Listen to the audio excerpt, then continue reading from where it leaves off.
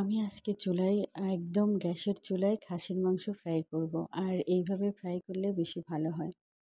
Hello everyone, আসসালামু আলাইকুম। সবাই কেমন আছেন? আলহামদুলিল্লাহ আমিও ভালো আছি। মেয়ের রেসিপিতে আপনাদের স্বাগতম। আমি এই মাংসটা একদম সকাল 10টার দিকে মাখিয়ে রেখেছি। যেহেতু আমি রাতে এটা আমি ফ্রাই করব, সেহেতু এর জন্য আমি একদম 10টার দিকেই মাখিয়ে রেখেছি। আর এখানে একটু টক দইটা দিলে বেশি ভালো হয়। টক দইটা দিলে এত সুন্দর নরম হয়। আর আমি এটা গ্যাসের চুলায় করছি। আজকে আর চুলায় যাইনি, বা আমার গ্রিলের ওখানেও যাইনি। এর জন্য ভাবলাম যে আমি গ্যাসের চুলায়ই ফ্রাইটা করি। আর এইভাবে ফ্রাইটা করলে তেলটাও বেশি লাগে না, একদম অল্প তেলেই হয়ে যায়। আমি চুলার হিটটা একদম কমিয়ে রেখেছি। আর এইভাবে কমিয়ে রাখলে আস্তে আস্তে দেখা যায় পানি উঠে যাবে। আর একটু ঢেকে দিলে বেশি ভালো হয়। আর দেখেছেন, একদম চুলা যখন আস্তে করে দিয়ে রাখবেন তখন কিন্তু এটা পানি ছাড়বে। আর এই পানিতেই আস্তে আস্তে সিদ্ধ হয়ে যাবে।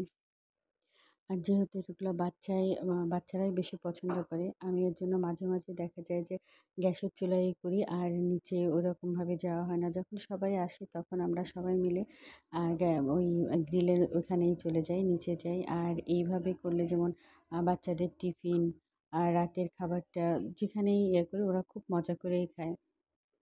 আমি কিন্তু উল্টে পাল্টিয়ে দিচ্ছি আর অল্প করে ঢেকে রাখছি। আর ঢেকে রাখলে কি হয়, ঢেকে রাখলে যে পানিটা থাকে, এই যে মাংসটা এখন পানি ছেড়ে দিবে, এখন যেমন ছেড়ে দিয়েছে, এই পানিতেই সিদ্ধ হয়ে যাবে। আর মাংসটা এত নরম হয়। আমি এখানে যেমন মাংসটা চড়িয়ে দিয়ে পরোটাটাও আমি করে নিব। আমি আজকে করব নান রুটি। নান রুটির জন্য আমি আটাটাও মাখিয়ে রেখে দিয়েছি। আর এটা আমার প্রায় শেষের দিকে নরম হয়ে গেছে। দেখতেই পাচ্ছেন যে উল্টে দিতে যেই ভেঙে যাচ্ছে, একদম নরম হয়ে গেছে। আর এইভাবে মাংসটা ফ্রাই করলে আর কেউ করুক বা না করুক, বাসার বাচ্চাগুলা এত মজা করে খায়, ওটা দেখেই বেশি শান্তি লাগে। এই গ্রিলটা একমাত্র আমি এইভাবেই বেশি করি। এটা আমার ছেলেটা অনেক পছন্দ করে। আমি একটা টেস্ট করে দেখছি আর সিদ্ধ হয়েছে নাকি। তারপরে আমি এটা উঠিয়ে কাঁটা চামচ দিয়েও দেখলাম যে না, মাশাআল্লাহ, অনেক সুন্দর সিদ্ধ হয়েছে।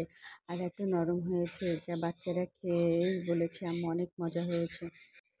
আর কালারটাও এত সুন্দর আসছে। এটা কিন্তু বেশি তেল লাগে না। আমি কিন্তু সামান্য একটু তেল দিয়েছিলাম। আর যেহেতু খাসির মাংস, সেহেতু তেলটা উঠবে। দেখেছেন কি নরম। আমি আসলে এটা এইভাবেই ওদের করে দিই, মাঝে মাঝেই করে দিই, যেটা ওদের এইভাবে করলে ওরা বেশি পছন্দ করে। আমি চেষ্টা করি বাচ্চাদের পছন্দ মতো রান্না করাটা।